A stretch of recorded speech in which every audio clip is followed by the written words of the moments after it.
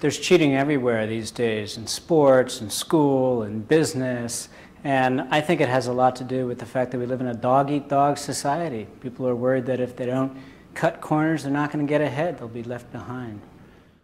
More ordinary Americans are cheating to get ahead in the course of their daily life. More people are padding their insurance claims, more people are cheating on their taxes, upstanding business leaders are inflating their earnings, respected athletes are taking steroids. It's gone deeper, it's gone wider.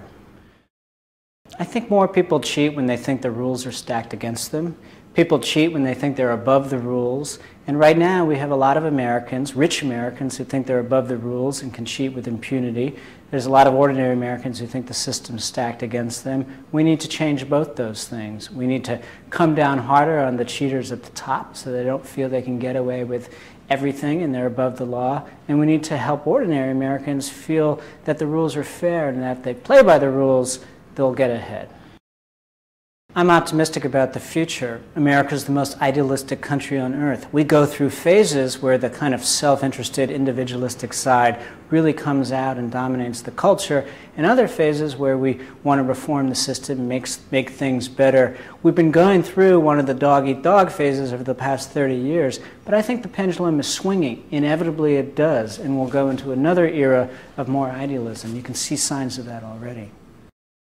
Capitalism is here to stay. I think the market is a very good thing, but we need to recognize that the market has moral downsides, and we need to have a values conversation that's not just about abortion or same-sex marriage, but also includes the moral downsides of capitalism.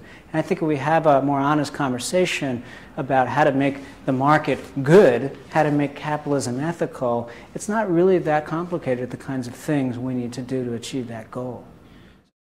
Well, young people may be less engaged in mainstream politics, but a lot of them are volunteering, they're engaged in community service, they care, they're less cynical. My generation was cynical, Generation X. We grew up in the hangover of the 1960s. The young kids coming up, I think, have more hope for the future, they believe more in government as an agent of change, so I'm optimistic that they can be the people who really lead us out of this kind of dark period of extreme capitalism with no soul.